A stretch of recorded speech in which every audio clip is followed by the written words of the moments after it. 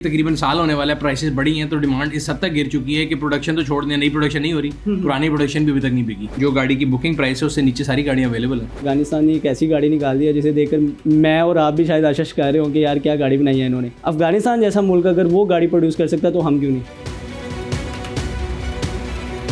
Companies जो हैं just ऐसे ही वो एक सिंपैथी गेन करने के चक्कर में जो है ये कि हमने प्रोडक्शन डेज बंद कर दिए, हम ले ऑफ भी नहीं कर रहे। तो देखिए 12-13 कंपनी है, वो अगर बंद भी करके चले जाएंगे तो उनका पाकिस्तान में कोई उतना बड़ा स्टेक नहीं है। उस 13 कंपनियों के अंदर तकरीबन 8,000-10,000 लोग वेंडर इंडस्ट्री के काम कर रहे हैं। कंपनीज क्यों नहीं आती लोकलाइजेशन पे? लेट्स से आप कहते हैं ये मैं पार्ट लोकल बनाऊंगा, आप लोकल बना के 10 रुपए का लेके आते हैं, बट वही पार्ट जापान से 15 रुपए का लगाया जाता है। पिछले दिनों हमने एक तजवीज़ भी सुनी थी कि जो 30 साल पुरानी गाड़ी है उसको सड़क पे नहीं निकलने देंगे। ऐसी तजवीज़ जो लेके आया जाए उसको तो वैसे फायर कर देना चाहिए। तो अगर हम बाइक वाली इंडस्ट्री को देखें तो वो तो दिन ब दिन प्राइस बढ़ती जा रही है। अभी नए साल का भी उन्होंने तोहफा दिया है। हर चीज़ तो बन रही है। 1900 मतलब मेरा ख्याल है 70 से वही मॉडल आ रहा है, वही मॉडल 55 साल हो गए हैं, वो डाई बनी पता नहीं क्या कर। स्टिकर चेंज होता है और 15-20 हज़ार बढ़ जाते हैं। हमारी जो कंपनियां यहाँ पे गाड़ी प्रोड्यूस कर रही हैं वो उनका ज़्यादा रुझान जो है वो SUVs या बड़ी गाड़ियों की तरफ क्यों है, वो छोटी गाड़ियाँ क्यों नहीं प्रोड्यूस कर रही। इस टाइम मार्केट में कौन सी ऐसी गाड़ी है जो आवाम को फ्यूल एवरेज के हिसाब से बड़ा एक अच्छा जो है ना वो बेनिफिट देगी। अस्सलाम वालेकुम जी, पब्लिक डिजिटल के साथ मैं हूँ फैज़ान चौधरी। मेरे साथ मौजूद हैं सुनील मन साहब,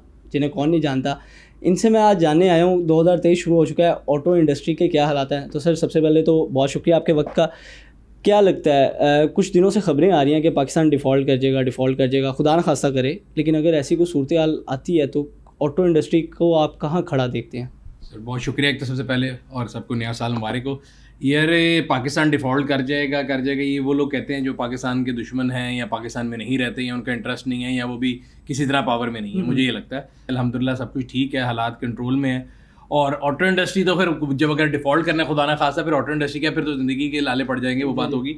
बट अभी अगर देखें तो ऑटो इंडस्ट्री की सूरत हाल ये है कि बिकॉज हमारे पास डॉलर्स की कमी थी और उसकी वजह से स्टेट बैंक ने जो रिस्ट्रिक्शन लगाई थी LCs के ऊपर, तो उसकी वजह से काफ़ी कंपनियाँ जो उनकी प्रोडक्शन इफेक्ट हुई थी। बट एक मज़े की बात या एक फैक्ट है वो आप ये देखें कि जब प्रोडक्शन 100% चल रही थी तो इतनी डिमांड थी मार्केट में, क्योंकि प्राइसेस कम थी तब और ऑन के मतलब कल्चर था, 8-8 महीने वेट था। आज जब से ये तकरीबन साल होने वाला है, प्राइसेस बढ़ी हैं तो डिमांड इस हद तक गिर चुकी है कि प्रोडक्शन तो छोड़ दें, नई प्रोडक्शन नहीं हो रही, पुरानी प्रोडक्शन भी अभी तक नहीं बिकी। आज अगर आप गाड़ी लेने जाएँ बाजार में तो जो गाड़ी की बुकिंग प्राइस है उससे नीचे सारी गाड़ियाँ अवेलेबल हैं। अच्छा सर, साथ साथ यहाँ पे ये भी हो रहा है कि प्रोडक्शन डेज जो थे वो दिन ब दिन जो है वो बंद करते जा रहे हैं, ज़्यादा दिन बढ़ाते जा रहे हैं।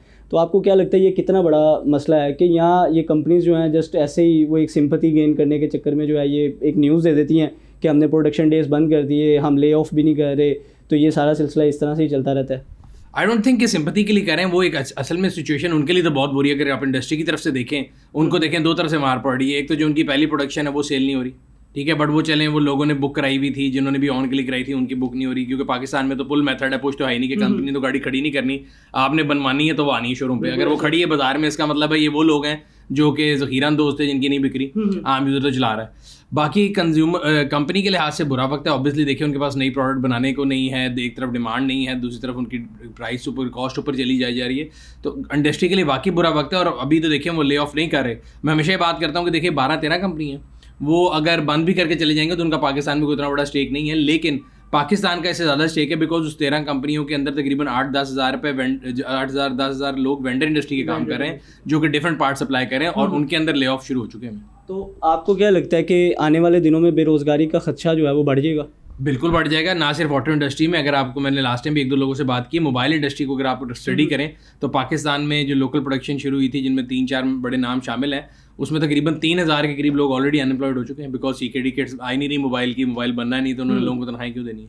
तो सर जब ये सारी सूरत हाल हमारे सामने है, ऑटो इंडस्ट्री भी देख रही है, तो हम लोकलाइजेशन पे कब तक आएंगे? कंपनीज क्यों नहीं आती लोकलाइजेशन पे? यार मेरे ख्याल से अगर ऑटो इंडस्ट्री को सर्वाइव करना है, जो the only key they have is to localise. देखिए मसला ये है कि अभी डिफरेंट इंटरेस्ट ग्रुप होते हैं। आप एक पार्टी लेट्स से आप कहते हैं ये मैं पार्ट लोकल बनाऊंगा, आप लोकल बना के 10 रुपए का लेके आते हैं, बट वही पार्ट जापान से 15 रुपए का लगाया जाता है बिकॉज उन्होंने ट्रांसफर प्राइसिंग वहाँ पे करनी है, अपने जो प्रिंसिपल उनको देना है।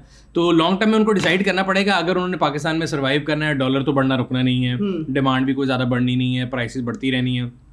The only way to control price और रिड्यूस प्राइसेस कि वो लोकलाइजेशन करें और लोकल वेंडर इंडस्ट्री को डेवलप करें। और जो बड़े अरसे से सिर्फ उनको आप कह सकते हैं ना कि जो छोटी छोटी चीज़ों पे रखा हुआ है, तो अब आप गियर भी पाकिस्तान में बनाएं और बन सकते हैं पाकिस्तान में, ऐसा कुछ नहीं कि नहीं बन सकते। इसमें कोताही किसकी है, गवर्नमेंट की तरफ से है या कंपनीज की तरफ से है? नहीं, गवर्नमेंट का तो कोई ताल्लुक नहीं। देखें, प्राइवेट कंपनी है, आप हैं, मैं हूँ, मैं अपनी कंपनी में कोई भी चीज़ बनवा रहा हूँ, अगर मैं ये फाइल कवर 10 रुपये का बनवा रहा हूँ, अब वो कस्टमर लेने का तैयार नहीं है, तो मेरे पास मर्जी है, मैं उसको 7 का बनवाऊँ, 6 का बनवाऊँ, मैं गवर्नमेंट को तो ब्लेम नहीं कर सकता। गवर्नमेंट का देखें एक्सटर्नल फैक्टर है, वो तो मुल्क के हालात हैं, वो डॉलर उनके हाथ में होता तो वो खुद भी नीचे कह रही। लेकिन सर कोई ऐसी पॉलिसी तो नहीं देना।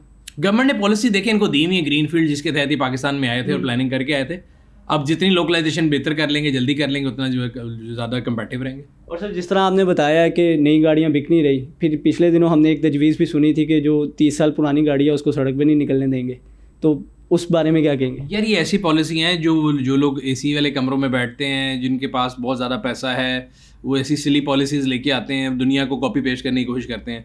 तो 30 साल पुरानी जो बंदा गाड़ी चला रहा है, सफ़ेद पोश आदमी, अपने बच्चों के छत के सर के ऊपर से छत रखी हुई है, बगैर मोटरसाइकिल के अगर वो फिर रहा है और गाड़ी चला रहा है, तो आपको क्या मसला है, आप उससे क्यों लेना चाहते हैं? ये एक बेवकूफ़ वाला सवाल होता है कि जी स्मोक कर रही है, आपके पास कोई फैक्ट फिगर मौजूद है कि 30 साल पुरानी गाड़ी स्मोक कर रही है और नई नहीं कर रही? या अगर आपके पास स्मोक के फैक्ट्स हैं तो आप ये देख सकते हैं कि पब्लिक ट्रांसपोर्ट कितना कर रही है, प्राइवेट गाड़ियाँ कितनी करनी है। अगेन मैं हमेशा ही बात करता हूँ कि 100 गाड़ियाँ एक स्कूल में जा रही हैं, आप उन 100 को ख़त्म करके अगर एक बस लगा देंगे तो उससे पोल्यूशन कम होगा, बजाय इसके गरीब से गाड़ी छीन लो। ये लोगों को जो है ना बेवकूफ़ बनाने की कोशिश की जा रही है कि हम बड़ा काम करें। ऐसी तजवीज़ जो लेके आया जाए उसको तो वैसे फायर कर देना चाहिए। अच्छा सर, जहाँ पे गाड़ियों की इंडस्ट्री जो सी है वो आप कह रहे हैं कि गाड़ियाँ जो सी हैं वो बिक नहीं रही, दूसरी साइड पे अगर हम बाइक वाली इंडस्ट्री को देखें तो वो तो दिन ब दिन प्राइस बढ़ती जा रही है। अभी नए साल का भी उन्होंने तोहफा दिया है, 2 कंपनियों ने अच्छी खासी प्राइस बढ़ा के, मतलब एक टाइम पे जहाँ पे 3-4 लाख में आपको गाड़ी मिलती थी, आज आप नई बाइक लेना भी जो है ना वो एक मुश्किल हुआ है। बिल्कुल ऐसा ही है, वो 3.5 लाख से स्टार्ट होती है बाइक अब। और ऑटो इंडस्ट्री में अगर हम बात करें तो 2 चीज़ें ना, एक बाइक वाली चीज़ है, एक गाड़ियों वाली। गाड़ियों वालों को तो वो चीज़ नज़र आ गई है और उनके सामने आ रहा है, बट हमेशा ये कि ट्रूथ इज़ बेटर होता है, वो भी उनको नज़र नहीं आ रहा। मोटरसाइकिल वालों को उनको भी जल्द नज़र आ जाएगा। और अगेन मैं तो ये नहीं, मुझे समझ नहीं आती, मोटरसाइकिल वालों में तो लोकलाइजेशन भी बहुत ज़्यादा है, तो उनके पास क्या रीज़न है कि हर दफ़ा प्राइस बढ़ाई जाते हैं। मुझे ऐसा लगता है कि जब भी कोई इदारा या गवर्नमेंट या कोई भी रेगुलेटर बात करते हैं ना ऑटो इंडस्ट्री की, तो उनकी नज़रें हमेशा गाड़ियों पे होती हैं, वो ज़्यादा फ्लैशी चीज़ है। तो मोटरसाइकिल वालों पे आज तक किसी की नज़र नहीं पड़ी, तो मेरा ख्याल है जितनी जल्दी पड़ जाए उतना बेहतर है, क्योंकि उनका भी होना चाहिए। एक ज़माने में कहते हैं फोरेंसिक ऑडिट होगा कि जी प्राइसिंग क्या करें क्या नहीं, हर चीज़ तो बन रही है। 1900 मतलब मेरा ख्याल है 70 से वही मॉडल आ रहा है, 55 साल हो गए हैं, वो डाई बनी पता नहीं क्या, स्टिकर चेंज होता है और 15-20 हज़ार बढ़ जाते हैं। हर 2 दिन बाद प्राइस बढ़ी है, हर 3 दिन बाद प्राइस बढ़ी। अभी आपने बताया नए साल का 2 कंपनियों ने तो तोहफा दे दिया है, बाकी भी फॉलो करेंगी। एक सवाल मेरा ये भी है कि हमारी जो कंपनियां यहाँ पे गाड़ी प्रोड्यूस कर रही हैं, वो उनका ज़्यादा रुझान जो है वो एसयूवीज़ या बड़ी गाड़ियों की तरफ क्यों है, वो छोटी गाड़ियाँ क्यों नहीं प्रोड्यूस कर रही? देखिए, तो सिंपल सप्लाई डिमांड की स्टोरी है। आपने प्रॉफिटेबल कंपनी बनना है, आपको पता है कि भाई सबसे ज़्यादा पैसे कहाँ बन सकते हैं। गरीब आदमी बेचारा वैसे ही मर रहा है, इकोनॉमी सेक्टर की गाड़ी आप बनाई भी जाएंगे तो कोई फ़ायदा नहीं है। प्लस इकोनॉमी सेक्टर में सुजुकी इतना स्ट्रॉन्ग प्लेयर है कि उसकी जो गाड़ी प्राइस जिस प्राइस में है उसमें कोई मैच नहीं करता, तो इसलिए उनको पता है कि यार इधर खेलने का फ़ायदा नहीं है।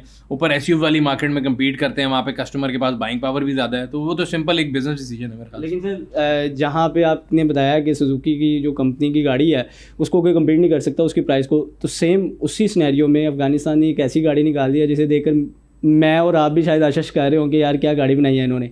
अफगानिस्तान जैसा मुल्क अगर वो गाड़ी प्रोड्यूस कर सकता है तो हम क्यों नहीं? यार वो जो अफगानिस्तान ने गाड़ी बनाई है वो सोशल मीडिया पे ही बनाई है। मैं तो उससे एग्री नहीं करता। अफगानिस्तान में कौन सा ऐसा प्लांट है जहाँ पे इंजन बन सकता है, वहाँ कौन सा ऐसा प्लांट है जहाँ गियर बन सकता है, वहाँ कौन सा ऐसा प्लांट है जहाँ पे विंड स्क्रीन बन सकती है। ये सब सोशल मीडिया की रौनकें होती हैं, उनको देखी जाए करें, सुनी जाए करें। और सर आखिर में मैं ये जानना चाहूँगा आपसे कि इस टाइम मार्केट में कौन सी ऐसी गाड़ी है जो आवाम को फ्यूल एवरेज के हिसाब से बड़ा एक अच्छा जो है ना वो बेनिफिट देगी? एसयूवीज़ में, हैचबैक में, सेडान में, कोई फ्यूल एवरेज के हिसाब से आप कौन सी गाड़ी समझते हैं जो बेहतर है? देखिए, अगर हम इकोनॉमी सेक्टर से बात करना शुरू करें तो सबसे बेहतर मेरे ख्याल से सबसे अच्छी परफॉर्मेंस इस गाड़ी की है फ्यूल वाइज और सुजुकी ऑल्टो है, नो डाउट अबाउट इट। और यही वजह है कि वो कंपैरेटिव 1-2 प्रोडक्ट्स आई थी बट उसके सामने नहीं चल सकी। उसके बाद ऊपर जिस तरह आप चलते जाते हैं क्रॉस ओवर एसयूवी में, वो फिर मैं हमेशा कहता हूँ कि राजखांदी मस्तियाँ वाली बात है। तो जिस बंदे ने 60-70 लाख रुपए की गाड़ी लेनी है उसको फ्यूल एवरेज का इतना मसला होता नहीं है, बट एक फैशन है जिसके पास जितने ज़्यादा होते हैं उतना बचाने की कोशिश करता है। तो उस केस में हाइब्रिड्स आई हैं, हेवल की A6 आई है हाइब्रिड, वो बड़ी अच्छी फ्यूल एवरेज देती है। अभी और भी गाड़ियाँ हाइब्रिड आएंगी इस साल इंशाल्लाह ताला, बट सबसे ज़्यादा मेरे ख्याल से इकोनॉमी सेक्टर वालों को मसला होता है, ऊपर वाले को इतना मसला नहीं, वो सिर्फ फैशन है। अगर आप देखेंगे ना तो सोलर पैनल भी उन्हीं घरों में रखे होते हैं जो बड़े बड़े होते हैं। तो इस तरह वो जिनके पास एक्स्ट्रा पैसे वो बचाने की कोशिश करते हैं। गरीब आदमी बेचारा कहता है मैं जो डलवाई लूँ पेट्रोल, वही बात है, बिजली का बिल ही दिलूँ, बड़ी बात है। सर बहुत शुक्रिया आपके वक्त का। सुनील भाई ने काफ़ी अच्छी चीज़ें जो उनसे वो बताई हैं। आप देखते हैं कि क्या क्या होने वाला है आने वाले दिनों में। मुझे दीजिए इजाज़त, अल्लाह हाफ़िज़।